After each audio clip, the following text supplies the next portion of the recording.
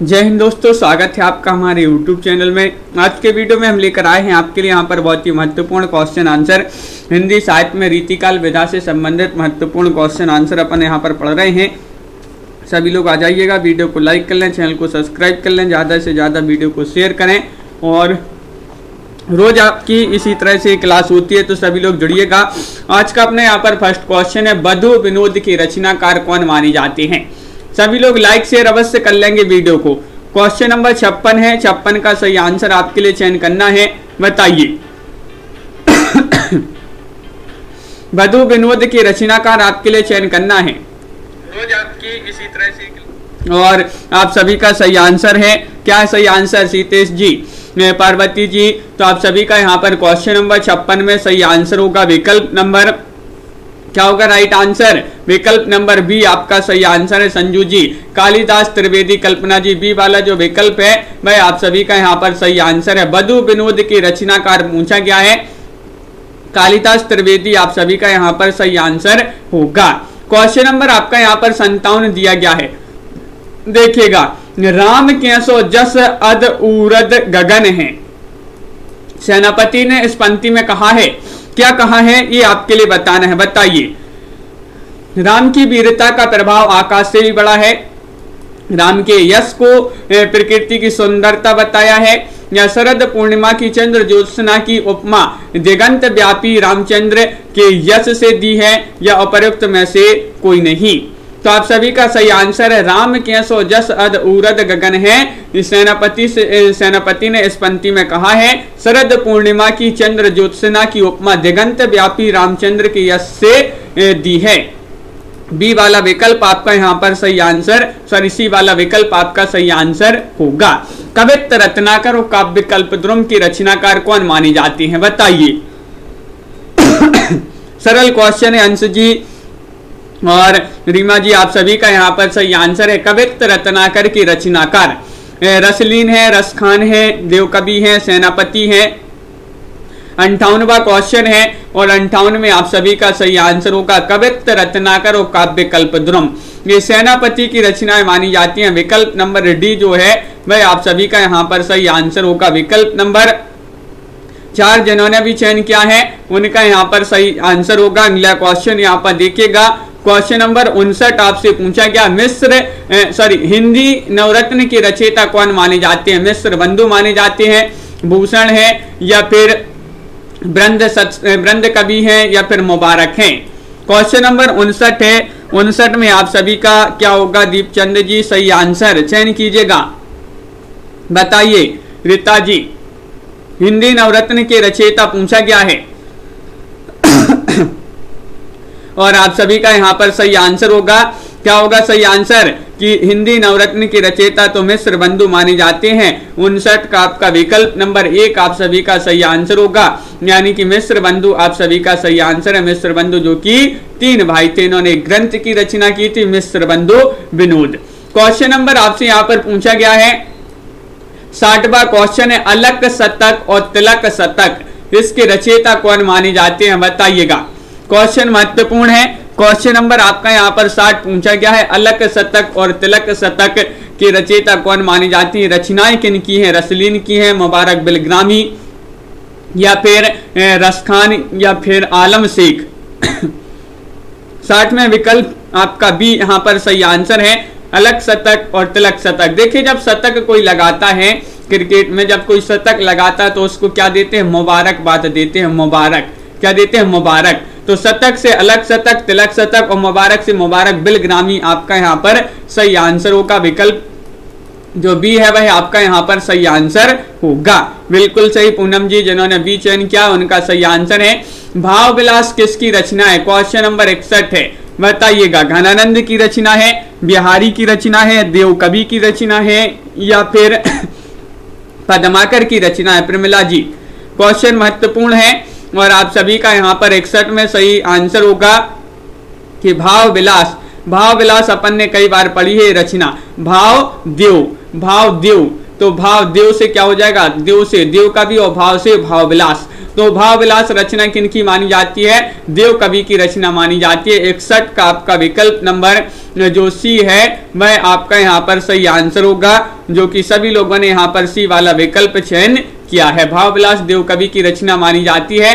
Question number 62 आपसे यहाँ पर पूछा गया है, नायिका वेद प्रतिपादित करने वाली रचना कौन सी है? रचना पहचानना है। ललित ललाम है, छंदसार है, श्रृंगार मंजरी है, प्रबोध चंद्रोदय है। नायिका वेद प्रतिपादित करने वाली रचना पहचानना है आपके लिए। क्वेश्चन नंबर 62 है और 62 में आप सभी का यहाँ पर क्या होगा सही आंसर बताइए। नायिका वेद प्रतिपादित करने वाली रचना बताना है, तो 62 में आपका सही आंसर है श्रृंगार मंजरी, यानी कि विकल्प नंबर आपका जो सी है वह आप सभी का यहाँ पर सही आंसर होगा। श्रृंगार मंजरी जिन्होंने भी यहाँ पर चयन किया है उनका यहाँ पर सही आंसर है विकल्प नंबर 3 आपका यहाँ पर सही आंसर होगा। बिल्कुल सही। अगला क्वेश्चन राजन जी यहाँ पर दिया गया है, क्वेश्चन नंबर 63 है, किस कवि ने भक्ति, श्रृंगार और वीर तीनों विषयों पर अधिकार पूर्वक लिखा है? वह कवि आपके लिए बताना है। 63 में वह कौन से कवि हैं? भूषण है, पद्माकर है, सुरति मिश्र है या फिर मतीराम है? वह कवि आपके लिए चयन करना है। भक्ति, श्रृंगार और वीर तीनों विषयों पर अधिकार पूर्वक लिखा है, कौन है वह कवि?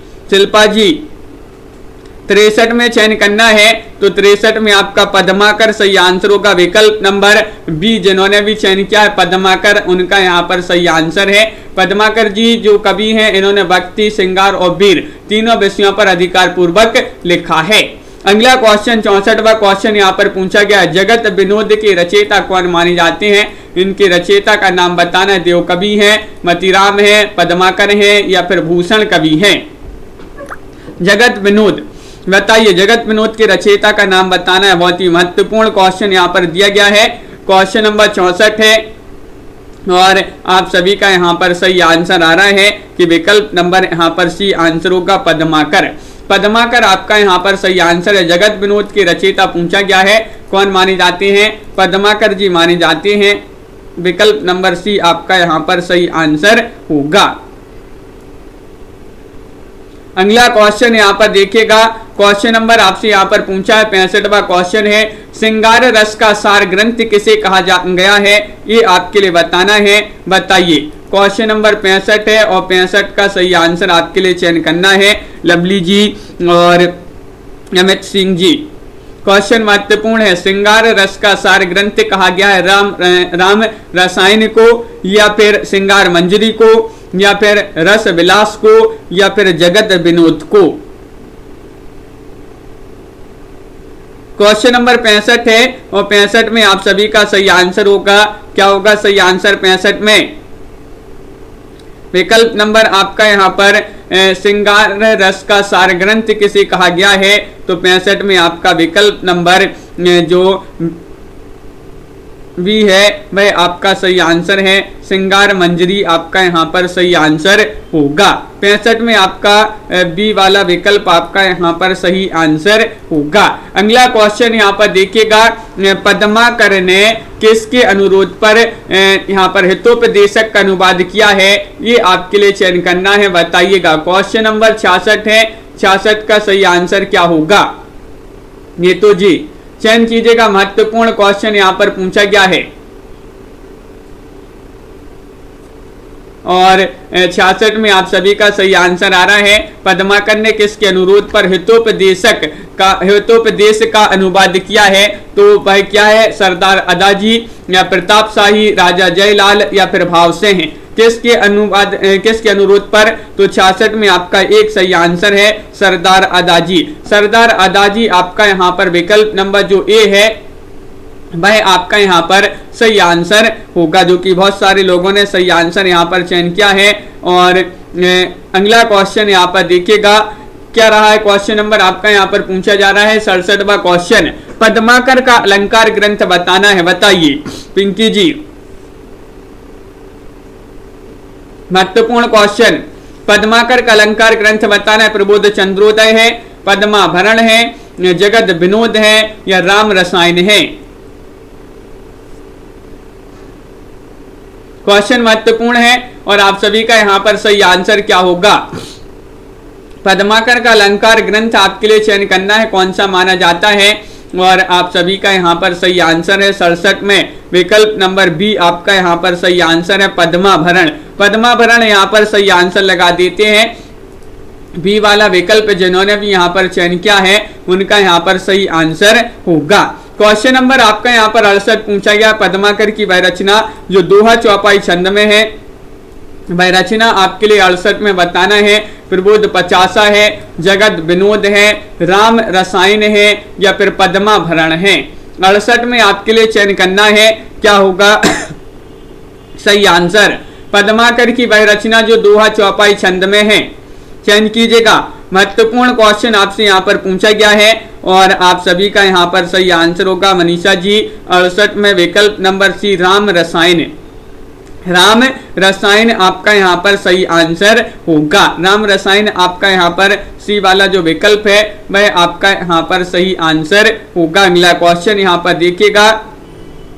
क्वेश्चन नंबर आपका यहाँ पर पूछा गया 69वां क्वेश्चन है। पद्माकर का वीर रस प्रधान ग्रंथ बताना है, कौन सा है बताइएगा। पद्माकर जी का पूछा वीर रस प्रधान ग्रंथ है प्रबोध पचासा है या जगत विनोद है, पद्माभरण है या हिम्मत बहादुर विरोधावली है। 69वां क्वेश्चन है कंचन जी, महत्वपूर्ण क्वेश्चन यहाँ पर पूछा गया है और आप सभी का यहाँ पर सही आंसर आ रहा है कि हिम्मत बहादुर विरोधावली विकल्प नंबर जो डी है वह आपका सही आंसर होगा। ये जो है पद्माकर जी का ग्रंथ माना जाता है, वो वीर रस प्रधान ग्रंथ है, वीर रस प्रधान ग्रंथ है।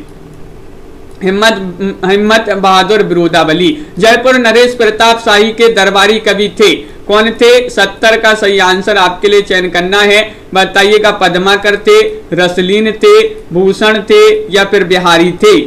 महत्वपूर्ण क्वेश्चन यहाँ पर दिया गया है।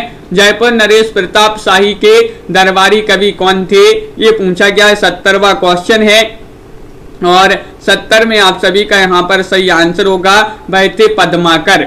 कौन थे, पद्माकर थे, पद्माकर। जयपुर नरेश प्रताप शाही के दरबारी कवि कौन थे, पद्माकर। विकल्प नंबर आपका यहाँ पर जो 1 है वह सही आंसर होगा, जो कि सभी लोगों ने यहाँ पर सही आंसर चयन किया है।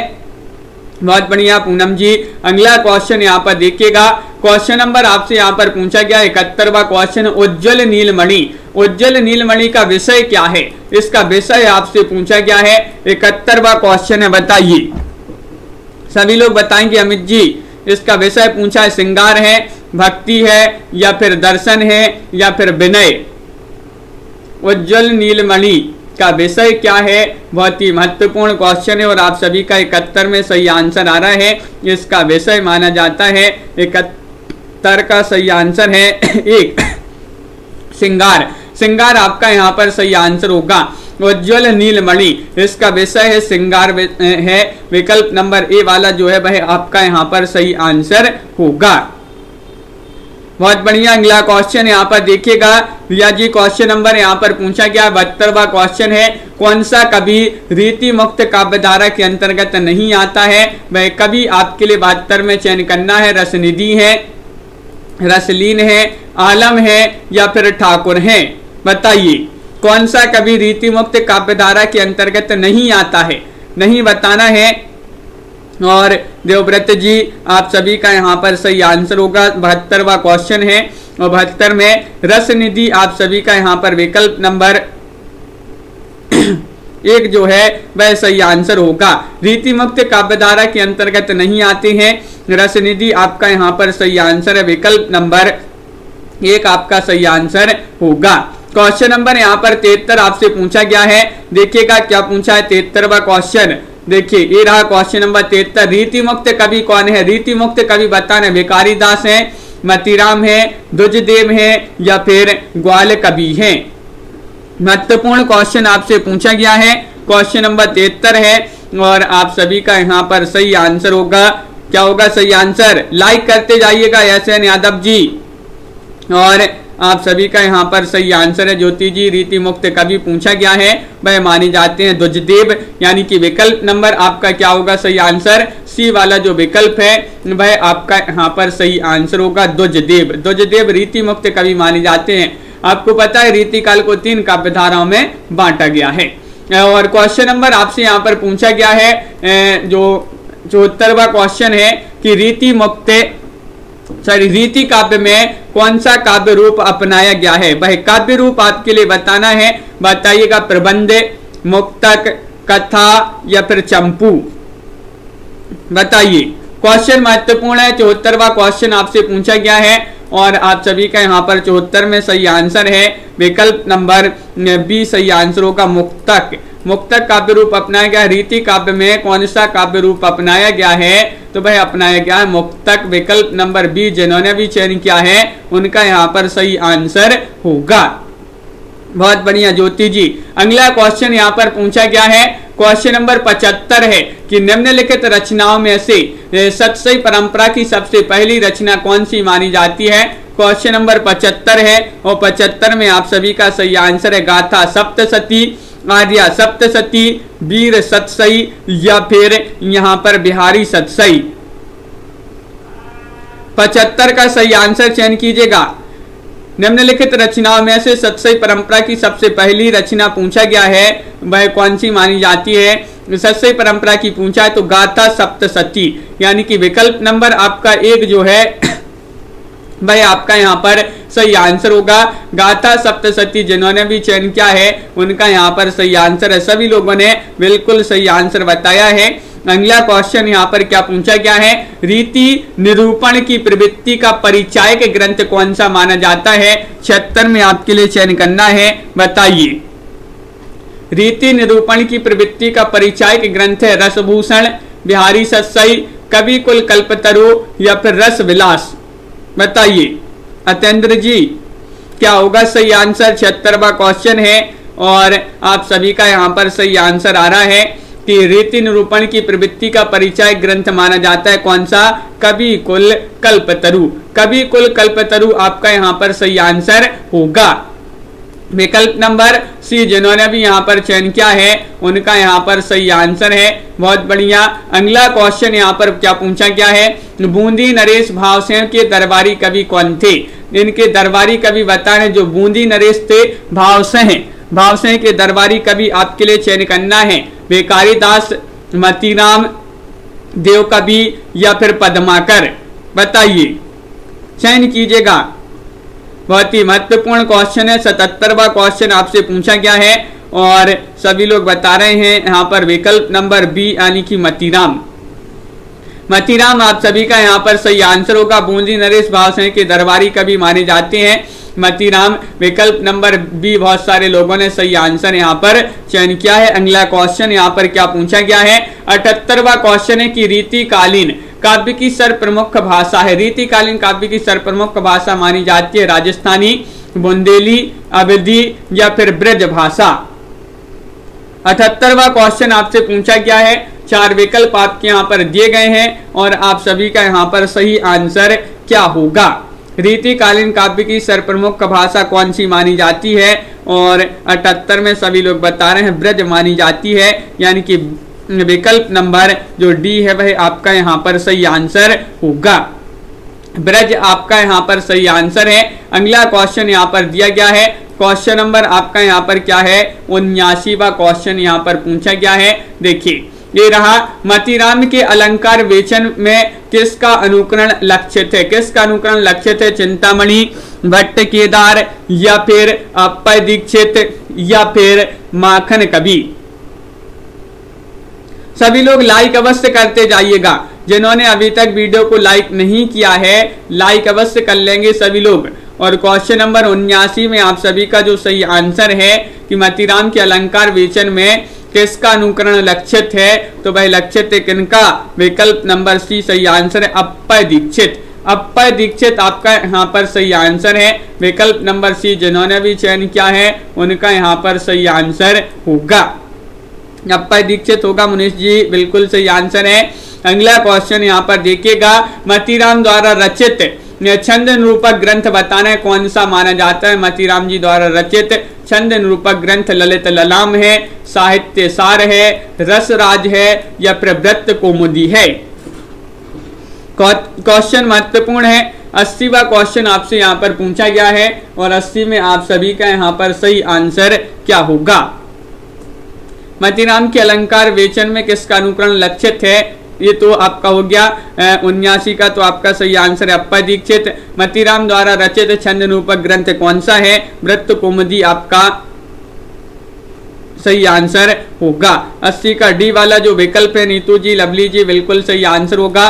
वृत्त कौमुदी जो है आपका यहाँ पर सही आंसर है, डी वाला विकल्प होगा यहाँ पर सही आंसर।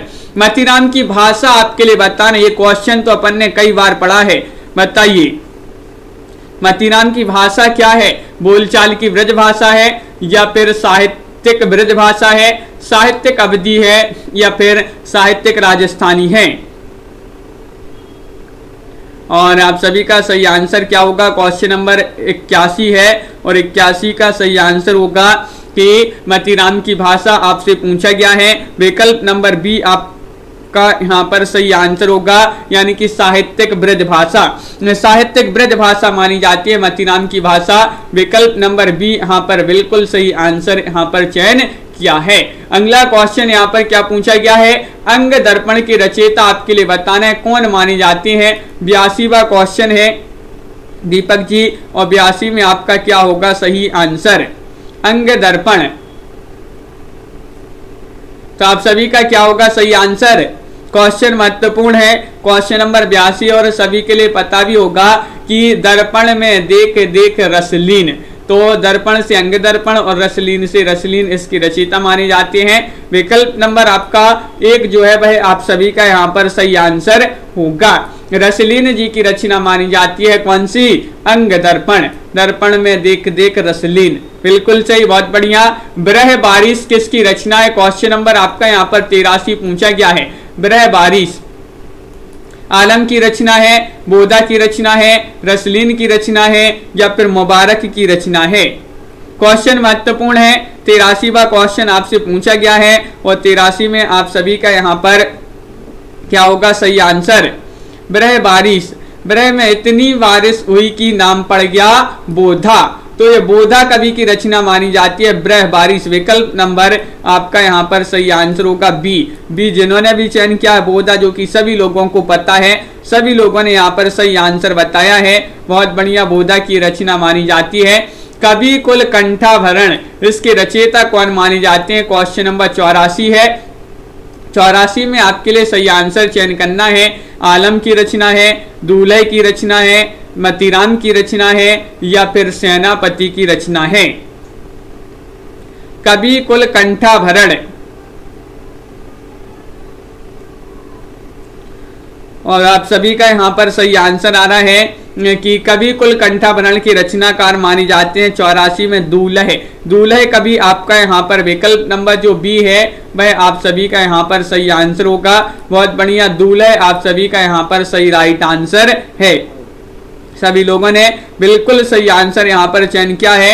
अगला क्वेश्चन यहाँ पर देखते हैं। क्वेश्चन नंबर आपसे यहाँ पर 85 पूछा गया है। प्रबोध 50 के रचनाकार कौन माने जाते हैं?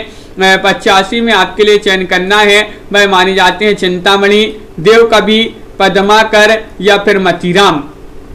प्रबोध 50 के रचनाकार कौन माने जाते हैं? चयन कीजिएगा। 4 विकल्प आपके यहाँ पर दिए गए हैं, क्वेश्चन महत्वपूर्ण है और आप सभी का यहाँ पर 85 में जो सही राइट आंसर होगा वह होगा सही आंसर पद्माकर, यानी कि विकल्प नंबर सी आपका यहाँ पर जो है सही आंसर है। प्रबोध 50 के रचनाकार पूछा गया जो कि माने जाते हैं पद्माकर जी। क्वेश्चन नंबर आपसे यहाँ पर अगला क्या पूछा गया है देखिएगा। क्वेश्चन नंबर आपसे यहाँ पर 86वां क्वेश्चन है, बहुत ही महत्वपूर्ण क्वेश्चन पूछा गया है। द्रोण पर्व किसकी रचना है? द्रोण पर्व अपन ने पढ़ी भी ये रचना है, बहुत ही महत्वपूर्ण रचना मानी जाती है। बताइए, देव कवि की रचना है, लाल कवि की रचना है, कुलपति मिश्र की रचना है, पद्माकर की रचना है? द्रोण पर्व,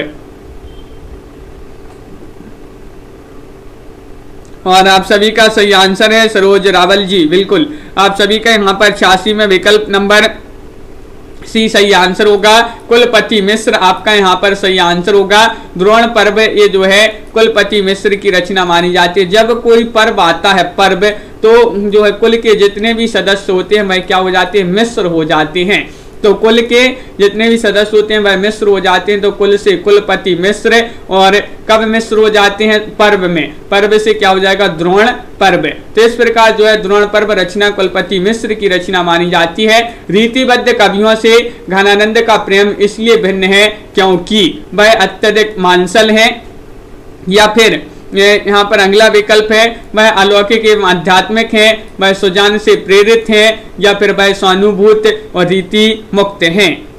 बताइए क्या होगा सही आंसर? क्वेश्चन महत्वपूर्ण है और आप सभी का यहाँ पर 87वां क्वेश्चन यहाँ पर पूछा गया है और 87 में आप सभी का सही आंसर होगा रीतिबद्ध कवियों से घनानंद का प्रेम इसलिए भिन्न है क्योंकि वह स्वानुभूत और रीति मुक्त हैं। तो विकल्प नंबर आपका यहाँ पर जो डी है वह आप सभी का यहाँ पर सही आंसर, विकल्प नंबर 4 आपका यहाँ पर सही आंसर होगा। बिल्कुल सही आंसर है, बहुत बढ़िया। अगला क्वेश्चन, इश्क लता की रचनाकार बताना है। बताइएगा इश्क लता ये आपके लिए बताना है। क्या होगा सही आंसर? बोधा है, आलम है, ठाकुर है, या फिर घनानंद है।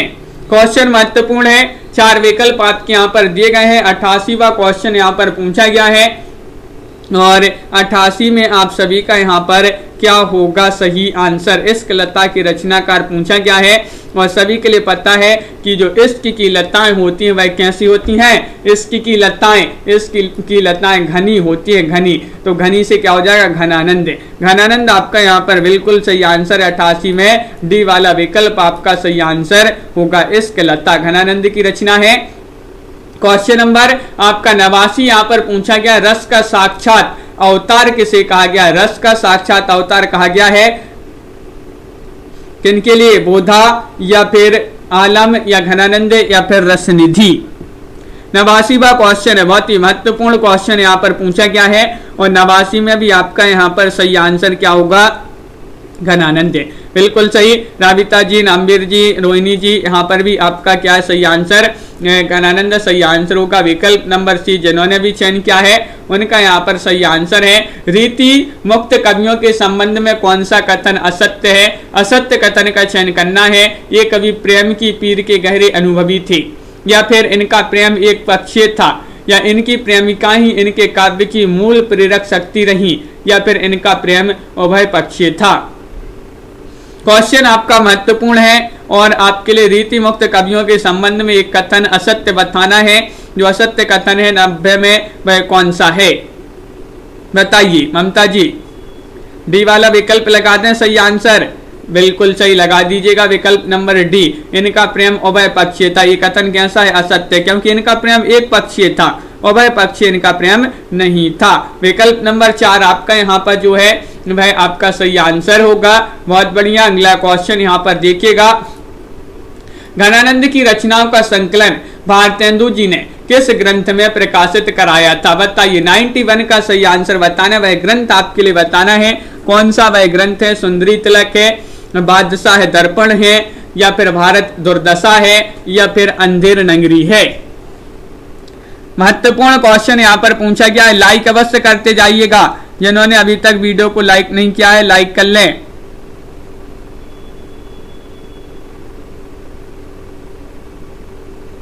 लवली जी बिल्कुल। तो आप सभी का यहाँ पर सही आंसर होगा क्वेश्चन नंबर 91 का सही आंसर क्या होगा? 91 का सही आंसर है विकल्प नंबर यहाँ पर एक सुंदरी तिलक यहाँ पर सही आंसर है। घनानंद की रचनाओं का संकलन भारतेंदु जी ने किस ग्रंथ में कराया था? सुंदरी तिलक यहाँ पर सही आंसर है। घनानंद के काव्य की प्रेरक शक्ति थी, ये तो सभी से बन जाएगा। कौन थी? सुजान थी, या फिर दरबारी संस्कृति, या फिर यहाँ पर नादर शाही आक्रमण। और आप सभी का यहाँ पर सही आंसर है क्वेश्चन नंबर आपका 92 है और 92 का सही आंसर है विकल्प नंबर क्या होगा सही आंसर? सुजान सही आंसर है, बिल्कुल सही। सुजान आपका सही आंसर। विकल्प नंबर बी जिन्होंने भी चयन किया है उनका यहाँ पर सही आंसर होगा। तो बी वाला विकल्प आपका सही आंसर है। घनानंद काव्य का सर्वप्रथम संकलन किसने किया था? बताइएगा, ब्रजनाथ ने या फिर वियोगी हरि ने, जगन्नाथ दास रत्नाकर ने या फिर हरिऔध ने। क्वेश्चन नंबर आपका यहाँ पर 93 पूछा गया है और 93 का सही आंसर यहाँ पर क्या होगा, चयन कीजिएगा। बहुत ही महत्वपूर्ण क्वेश्चन दिया गया। घनानंद काव्य का सर्वप्रथम संकलन किन्होंने किया था, तो आप सभी का सही आंसर है विकल्प नंबर यहाँ पर 1 यानी कि ब्रजनाथ। ब्रजनाथ आपका यहाँ पर सही आंसर होगा। नीतू जी, अंश जी जिन्होंने विकल्प नंबर 1 चयन किया है ब्रजनाथ, उनका यहाँ पर सही आंसर होगा, बिल्कुल सही। अगला क्वेश्चन यहाँ पर देखिएगा, घनानंद की संपूर्ण रचनाओं का वैज्ञानिक रीति से संपादन किसने किया, बताइए। वैज्ञानिक रीति से बताना है, सभी लोग बताइएगा क्या होगा सही आंसर। आरुषि जी लाइक अवश्य कर लेंगे सभी लोग, जिन्होंने अभी तक वीडियो को लाइक नहीं किया है लाइक करते जाइएगा। बहुत ही कम लोग हैं अभी जिन्होंने लाइक किया है वीडियो को। और घनानंद की संपूर्ण रचनाओं का वैज्ञानिक रीति से जो संपादन किया है भाई किन्होंने किया है, तो आप सभी का सही आंसर है क्वेश्चन नंबर 94 में विश्वनाथ प्रसाद मिश्र। विश्वनाथ प्रसाद मिश्र आपका विकल्प नंबर जो सी है वह आपका सही आंसर होगा। 3 वाला विकल्प जो है वह आपका सही आंसर है। अगला क्वेश्चन यहाँ पर क्या पूछा गया है, क्वेश्चन नंबर आपका यहाँ पर 95 है। घनानंद की किस कृति में पंजाबी और उर्दू शब्दों की भरमार है। घनानंद की वह कृति आपके लिए चयन करना है। उपासना जी बताइएगा कौन सी कृति है। सुजान सागर है, इश्क लता है, पदावली है या सरस बसंत है।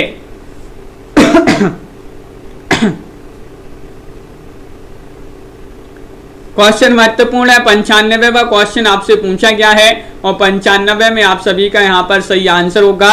घनानंद की किस कृति में पंजाबी और उर्दू शब्दों की भरमार है। विकल्प नंबर आपका बी सही आंसर है, इश्क लता। इश्क लता आपका बी वाला जो विकल्प है वह सही आंसर होगा। बहुत बढ़िया, सभी लोगों ने यहाँ पर सही आंसर चयन किया है, इश्क लता सही आंसर होगा। सुजान सागर के रचयिता कौन माने जाते हैं। सुजान सागर 96वां क्वेश्चन है। बोधा है, आलम है, घनानंद है या फिर रसलीन है। तो क्वेश्चन महत्वपूर्ण है और आप सभी का यहाँ पर सही आंसर होगा। क्वेश्चन नंबर 96 में सुजान सागर के रचयिता कौन माने जाते हैं, प्रियंका जी, और आप सभी का यहाँ पर सही आंसर होगा 96 में विकल्प नंबर सी यानी कि घनानंद माने जाते हैं। घनानंद आपका यहाँ पर सही आंसर है। 3 वाला विकल्प जिन्होंने भी चयन किया है उनका यहाँ पर सही आंसर होगा। 97वां क्वेश्चन है, महत्वपूर्ण है कि घनानंद की वह कृतियां जिसमें कृष्ण के नाम पत्र लिखकर ब्रजवासियों की ओर से अनेक उलाहने दिए गए हैं। वह कृति आपके लिए बताना है। कृष्ण कौमुदी है, इश्क लता है, सरस बसंत है, प्रेम पत्रिका है।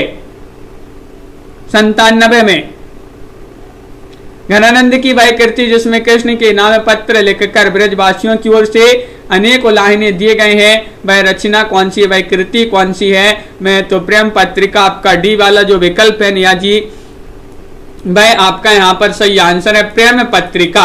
प्रेम पत्रिका सही आंसर होगा यहाँ पर। अगला क्वेश्चन है, घनानंद की किस कृति में कृष्ण लीलाओं का वर्णन है। वह कृति आपके लिए चयन करना है। कृष्ण कौमुदी है, सुजान हित है या फिर इश्क लता है या यमुना यश है। और आप सभी का यहाँ पर सही आंसर होगा। घनानंद की किस कृति में कृष्ण लीलाओं का वर्णन है, वह कृति आपके लिए बताना है। 98वां क्वेश्चन यहाँ पर पूछा गया है और 98 में सही आंसर आ रहा है कि वह रचना है कृष्ण कौमुदी। कृष्ण कौमुदी आपका यहाँ पर सही आंसर होगा। विकल्प नंबर 1 जिन्होंने भी चयन किया है उनका यहाँ पर सही आंसर है। क्वेश्चन नंबर 99 आपसे पूछा गया है, घनानंद के प्रेम वर्णन में किसकी विशेषता कौन सी विशेषता नहीं है। स्वच्छंदता, आसक्ति या फिर अभय पक्षीय प्रेम या फिर सहानुभूति परखता। महत्वपूर्ण क्वेश्चन है अनीता जी, जितेंद्र जी, और आप सभी का यहाँ पर सही आंसर आ रहा है 99 में कि घनानंद के प्रेम वर्णन में कौन सी विशेषता नहीं है। तो नहीं में उभय पक्षीयता आपका यहाँ पर सही आंसर होगा, क्योंकि इनकी जो है एक पक्षीय मानी जाती है, इनकी विशेषता, प्रेम वर्णन की विशेषता एक पक्षीय और वह पक्षीय नहीं है। घनानंद का सर्वाधिक प्रसिद्ध ग्रंथ कौन सा है, ये आपके लिए यहाँ पर चयन करना है दिनेश जी, रीमा जी। क्या होगा सही आंसर? घनानंद का सर्वाधिक प्रसिद्ध ग्रंथ माना जाता है वियोग बेली, पदावली, इश्कलता या फिर सुजान सागर। ये तो बहुत ही महत्वपूर्ण क्वेश्चन यहाँ पर पूछा गया है और आप सभी का यहाँ पर सही आंसर होगा, क्या होगा सही आंसर? विकल्प नंबर आपका यहाँ पर 100 में जो ए दिया, 100 में आपका जो डी दिया गया है वह आपका सही आंसर होगा सुजान सागर। सुजान सागर आपका यहाँ पर सही आंसर है। विकल्प नंबर 4 आपका यहाँ पर सही आंसर है। सुजान सागर इनका सर्वाधिक प्रसिद्ध ग्रंथ माना जाता है। क्वेश्चन नंबर आपसे यहाँ पर पूछा गया है 101 कि घनानंद को साक्षात रस मूर्ति किसने कहा है? आचार्य रामचंद्र शुक्ल जी ने, विश्वनाथ प्रसाद मिश्र ने, या फिर हजारी प्रसाद द्विवेदी ने, या शिवदान सिंह चौहान ने। कई बार पढ़ा है, लाइक अवश्य कर लेंगे सभी लोग। बहुत सारे लोग लाइक नहीं करते हैं, वीडियो को जल्दी से लाइक कर लेंगे। और 101 का सही आंसर आपके लिए चयन करना है। 101 घनानंद को साक्षात रस मूर्ति अगर कहा है तो वह कहा है किन्होंने? आचार्य रामचंद्र शुक्ल जी ने। आचार्य रामचंद्र शुक्ल आपका यहाँ पर सही आंसर है। विकल्प नंबर ए वाला आपका सही आंसर होगा। अगला क्वेश्चन पूछा गया है वियोग श्रृंगार का प्रधान मुक्तक कवि कौन है? वियोग श्रृंगार का प्रधान मुक्तक कवि आपसे पूछा गया। मतीराम है, घनानंद है, भिखारी दास है, या फिर देव कवि है। महत्वपूर्ण क्वेश्चन है और आप सभी का यहाँ पर सही आंसर है। राजन जी बहुत बढ़िया। तो क्वेश्चन नंबर 102 का सही आंसर है वियोग श्रृंगार का प्रधान मुक्तक कवि जो माने जाते हैं वह माने जाते हैं कौन? घनानंद जी। विकल्प नंबर आपका यहाँ पर क्या होगा सही आंसर? बी वाला जो विकल्प है घनानंद वह आपका यहाँ पर सही आंसर होगा। नरेंद्र जी, रोहिणी जी, एस कुमार जी, अगला क्वेश्चन यहाँ पर देखिएगा। घनानंद के जीवन की वह घटना जिसके फलस्वरूप उन्हें वैराग्य हो गया और ये वृंदावन आकर भक्ति साधना में लग गए, ये आपके लिए चयन करना है। महत्वपूर्ण क्वेश्चन पूछा गया है, क्या होगा सही आंसर? बताइए। वह घटना आपके लिए बताना है। राज दरबार में उचित सम्मान न मिलना, या मोहम्मद शाह रंगीले द्वारा इन्हें दरबार से निष्कासित किया जाना, या नादर शाह के सिपाहियों द्वारा इनका एक हाथ काट डालना, या प्रियतमा सुजान जो कि एक वेश्या थी इनके द्वारा इनके साथ जो है विश्वासघात किया जाना। बताइए। और आप सभी का यहाँ पर सही आंसर है घनानंद के जीवन की वह घटना जिनके फलस्वरूप इन्हें वैराग्य हो गया और वृंदावन आकर भक्ति साधना में लग गए, तो वह घटना थी प्रियतमा सुजान जो कि एक वेश्या थी, इनके द्वारा इनके साथ विश्वासघात किया जाना। तो ये वाला विकल्प जो डी है वह आपका यहाँ पर सही आंसर होगा। डी वाला विकल्प आपका सही आंसर लगा दें। बिल्कुल सही, सभी लोगों ने यहाँ पर सही आंसर चयन क्या है। अगला क्वेश्चन है चंडी चरित। बताइए ये किसकी रचना है? चंडी चरित 104 में आपके लिए चयन करना है। असाद खान जी, क्या होगा सही आंसर? हाँ राजन जी, तो आप सभी का यहाँ पर सही आंसर है। चंडी चरित किसकी रचना है? गुरु गोविंद सिंह, पद्माकर, सूर्यकांत त्रिपाठी निराला, या फिर सुमित्रा नंदन पंत की रचना है।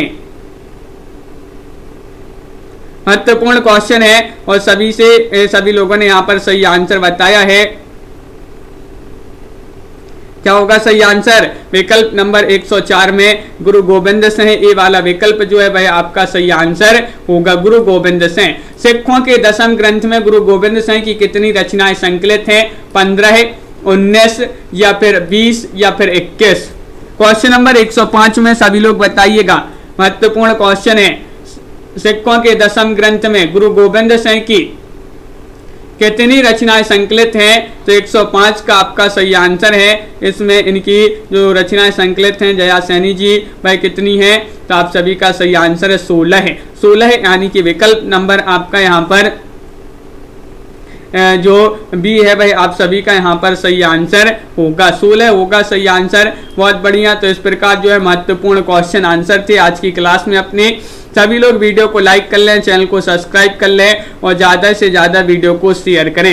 ये रोज अपनी ये क्लास होती है रोज क्लास होती है सुबह 9 बजे। सभी लोग इसी तरह से जो है जुड़िएगा, महत्वपूर्ण क्वेश्चन आंसर आपके लिए लाए जाते हैं। सभी लोग वीडियो को लाइक कर लें, चैनल को सब्सक्राइब कर लें। जिनके पास नोटिफिकेशन नहीं जाता है वह चैनल को सब्सक्राइब करके बेल आइकन दबाएं और ऑल पर क्लिक करें, ताकि जो ऑल वीडियो की नोटिफिकेशन, लाइव क्लास की नोटिफिकेशन आपके यहाँ तक पहुंचे। सभी के लिए बहुत बहुत धन्यवाद। आज के वीडियो में बस इतना ही। पिंकी जी, अनीता जी, लवली जी, मनीषा जी, प्रियंका जी, नेहा जी, राजन जी और प्रीतिपाल जी, निशा जी, कंचन जी, संजू जी, रीता जी, राजन जी, एस कुमार जी, आस्था जी, रिया जी, मुनीष जी, शिल्पा जी, रमा जी, रामवीर जी और रिया जी, अनीता जी, जया जी, दिनेश जी, संजू जी और छवि जी, मनीषा जी, सभी के लिए बहुत बहुत धन्यवाद। नेहा जी, राजन जी, असाद खान जी, सभी के लिए बहुत बहुत धन्यवाद। रीता जी, रामवीर जी और दीपक जी, नीतू जी, इसी तरह रोज अंश जी, सभी लोग जुड़िएगा। शिल्पा जी, रिया जी और सभी के लिए बहुत बहुत धन्यवाद। जितेंद्र कुमार जी, प्रमिला सिंह जी, रीमा कुमारी जी, अनंत कुमार यादव जी, बिल्कुल बहुत बढ़िया। लाइक शेयर कर लीजिएगा सभी लोग। और आज के वीडियो में नामवीर जी बस इतना ही। सभी के लिए बहुत बहुत धन्यवाद और सभी के लिए जय हिंद।